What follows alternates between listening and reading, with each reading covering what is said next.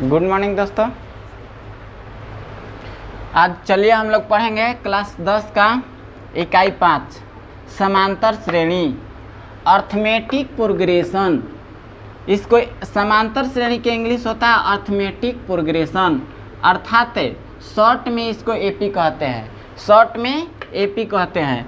समांतर श्रेणी का परिभाषा है समांतर श्रेणी यानी कि एक समांतर श्रेणी संख्या का एक ऐसी सूची है जिसमें प्रत्येक पद कोष्ठ में दिया हुआ है पहले पद के अतिरिक्त अपने पद में एक निश्चित संख्या जोड़ने पर प्राप्त होता है, उसे एपी कहते हैं अर्थात समांतर श्रेणी कहते हैं।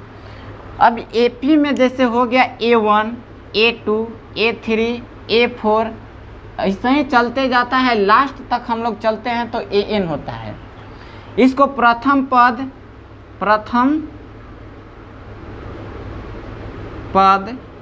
द्वितीय पद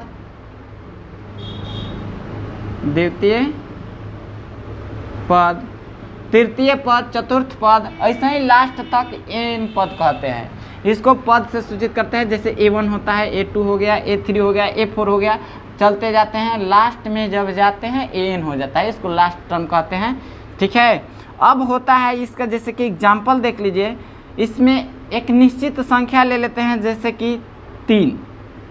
अब 3 में हम 2 जोड़ेंगे, क्या आ जाएगा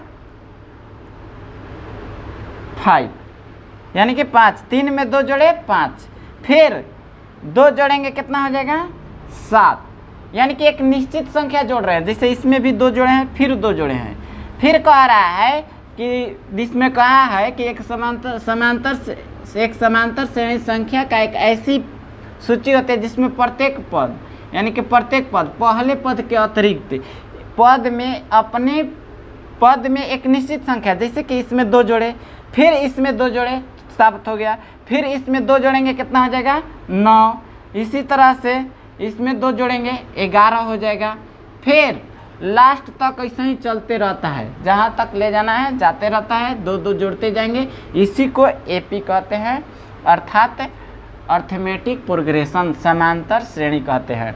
जैसे कि और एक एग्जांपल ले लीजिए, कोई हो गया 5 हो गया, 5 में 3 जोड़ेंगे क्या हो जाएगा 8 हो गया, फिर 8 में 3 जोड़ेंगे 11 हो गया, 11 में 3 जोड़े 14 हो गया, 14 में 3 जोड़ेंगे 17 हो जाएगा, 17 में 3 जोड़ेंगे 20 हो जाएगा। इस तरह से ये चलते रहता है, ये एपी कहलाता है। ठीक है।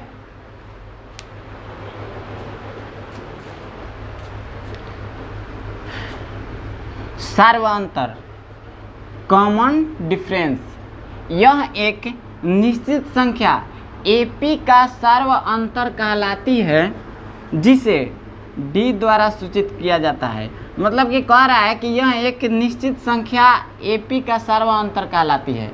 जैसे कि मान लेते हैं कि ये एपी में दिया हुआ है A1, A2, A3, A4 ... AN।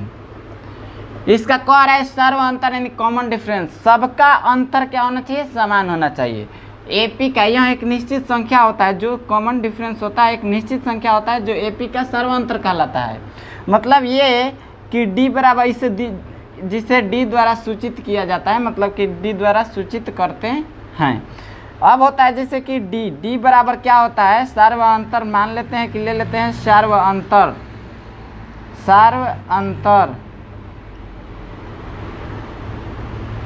जिसे डी द्वारा सूचित करते हैं। सर्वांतर बराबर होता है द्वितीय पद यानी कि A2 माइनस A1। ये सूत्र होता है हर जगह यानी कि सभी जगह समान अंतर होना चाहिए। जैसे A3 माइनस A2 वैसे ही होता है A4 माइनस A3, ये चलते जाता है, लास्ट में हर जगह समान अंतर होना चाहिए। जैसे कि कह रहा है कि कॉमन डिफरेंस अंतर यानी कि सर्व अंतर, सभी जगह अंतर क्या हो समान हो, इसी को क्या कहते हैं सर्वांतर कहते हैं। जो एपी के एक निश्चित संख्या होता है, एपी जैसे उसमें निश्चित संख्या जोड़ रहे थे वहीं जो संख्या घटाते हैं तो बन जाता है सर्वांतर। जैसे कि A2 द्वितीय पद में से प्रथम पद को क्या करते हैं घटा देते हैं, फिर तृतीय पद में से द्वितीय पद को घटा देते हैं। ये हर जगह समान अंतर आता है। जैसे कि फिर चौथे पद में से तीसरे पद को घटा देते हैं, सभी जगह समान अंतर आता है, उसी को सर्व अंतर कहते हैं, जिसे डी द्वारा सूचित करते हैं। अब देखते हैं एपी का व्यापक रूप। एपी का व्यापक रूप, एपी का व्यापक रूप होता है ए, प्रथम पद हो गया जिसे ए द्वारा सूचित करते हैं, और आगे होता है ए, अगला जैसे कि जोड़ दिए ए प्लस डी, अगला पद हो गया। फिर इसमें जोड़ते हैं ए प्लस 2d, ए प्लस 3d। ये एपी का ऐसे ही dot dot dot dot a plus हो जाता है n-1 इंटू डी। इस तरह से चलते रहता है एपी का।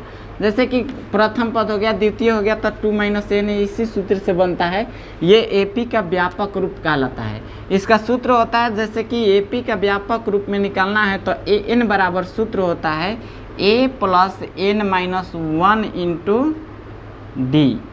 ये जैसे कि an, ये जो होता है कौन सा पद होता है, लास्ट पद होता है, जिसे हम लोग an से सूचित करते हैं। और मान लेते हैं कि दूसरा बुक जैसे केसी से पढ़ते हैं तो उसमें ac को an को ही tn से सूचित करता है, लास्ट टर्म, ठीक है, tn कहता है। या इस बुक में एगो और होता है, इसी को l भी कहते हैं, इसी को लास्ट टर्म कहते हैं, या an कहते हैं, या tn कहते हैं, या l कहते हैं, लास्ट पद को, अंतिम पद को, इसको इससे हम लोग सूचित करते हैं। इस सब बुक में अधिकतर n बराबर पढ़ना है। इस सूत्र को क्या करना है, हम लोग को याद कर लेना है। इसी सूत्र पर हमारा सब जो ये पहला चैप्टर है 5.1, तो इसी चैप्टर पर बनेगा।